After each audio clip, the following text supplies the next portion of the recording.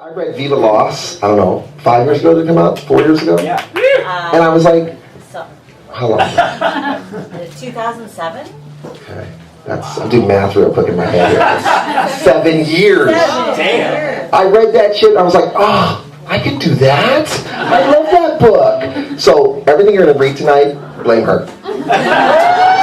I will read tonight. Okay, so it was my birthday yesterday. So I'm going to read, I did this project last year where I wrote a different piece about a different body part every day for the month of April. I tried to get people to send in pictures of their body parts, but no one really did. I'm a little disappointed. My mom did. So I'm going to read this one. It's called Nipples. That's always so awkward. So my mother never wore a bra. Instead, she regularly wore shirts that said flat is beautiful, or boobies are for babies. Her little breasts hanging low, her nipples arrogant, hard, always poking through the material. It embarrassed me.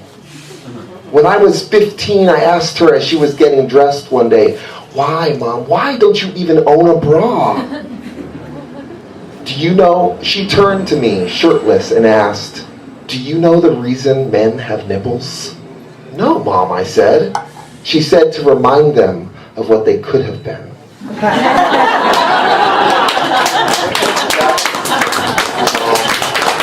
mom. Do you want to hear about uvula or teeth? All right.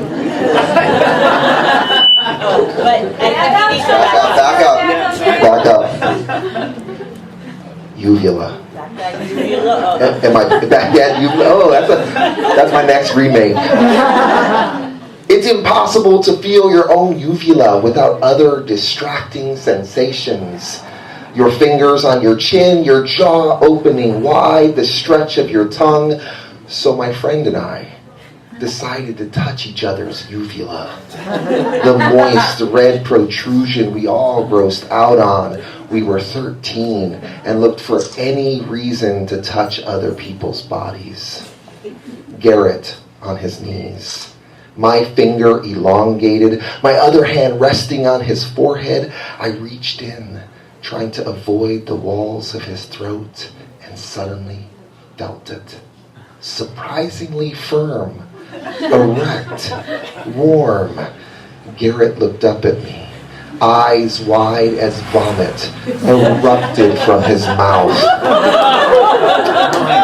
He slowly got up and went home. We never spoke of it again. But I can still feel the warmth of his mouth. Thank you.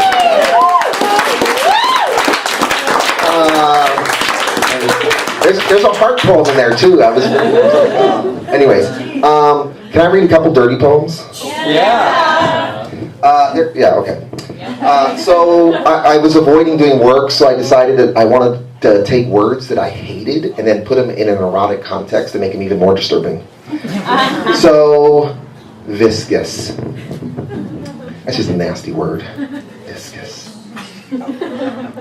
In soft tones like the sweet nothings uttered in poorly scripted pornography, or worse yet, the post-coital cuddling conversations in various rom-com movies, I ask my lover, "Does this happen often?" She responds in requisite hushed and heavy breathing, "Not often enough." My fingers still in her body, everything is wet. My wrist and forearm and thighs, her ass cheeks, the blankets beneath us. I worry about my duvet made of feathers, now clotted and damp with moisture. I consider the crisp white of the cover. I wonder if it will stain. She reaches down and says, "I thought it would be more viscous than it is." She reaches up to smell her hand. She sticks out her tongue, fat and red, and licks her finger. She savors something in her mouth. She offers me a taste. I open my mouth and she inserts her fingers. We lay there for a minute, my fingers in her pussy, her fingers in my mouth, a figure eight, a current, unending. infinite. Thank you. I'll do one more from this one, and then I'll end with two from the new one. This one's called Suckle.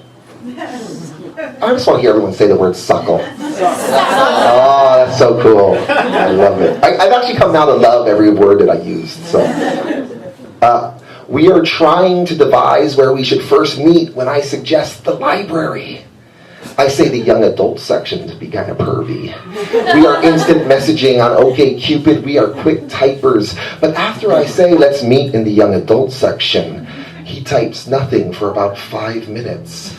I am fashioning an apology in my mind when he responds simply, if you come wearing Harry Potter scarf, I promise you I will suckle some part of your body right there in the aisles. Somehow I never realized how dirty the word suckle sounds. Tongue to the back of your front teeth as the word escapes your mouth.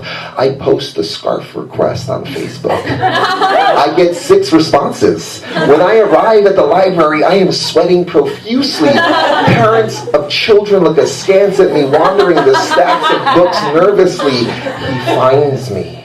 He is wearing Harry Potter glasses, which makes him look both ridiculous and inappropriate at the same time. He picks up my arm, he says, may I, and proceeds to suckle each finger on both hands.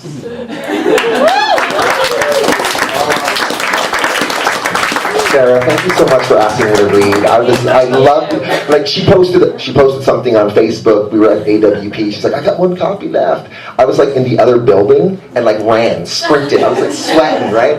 And I got there and I got the picture and the book. So thank you, I appreciate it. Thank you.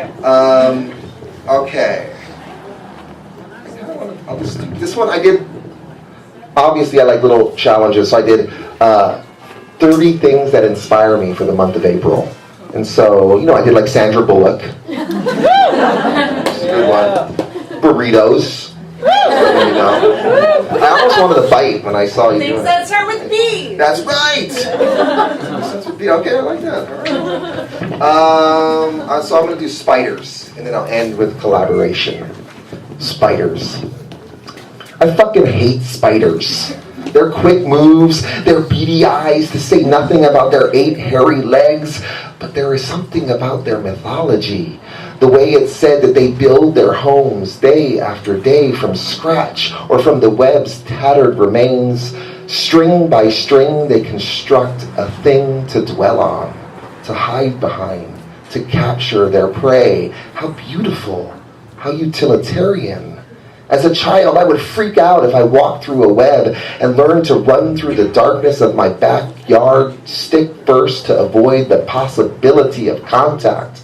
But now, I wonder whenever I feel the slide of web over skin, if the spider, with its bulbous eyes watching me, hopes just for a second its web will hold and it will feast on my body for eternity.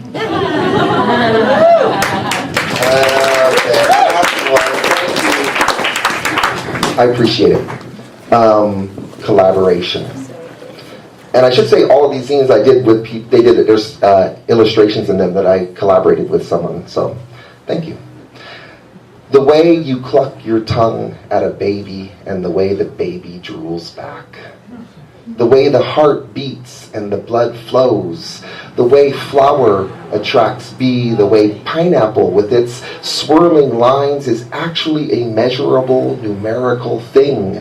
The mathematics of nature. The way I can add one thing to another and it can be both the sum of its parts and a new thing entirely.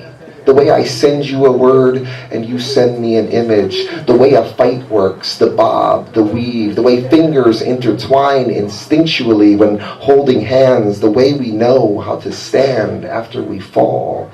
The way what you say hits its mark in what I feel. The way digit and orifice work in concert. The thrust, the pull. The way fucking syncopates. The asking, the getting, the yeses, the nos. The negotiation of consent. The way the model lets the artist draw the body and so creates the portrait. The way my knees fit under your ass and my hand finds the crook of your armpit when we snuggle. The divinity the perfection. Thank you very much.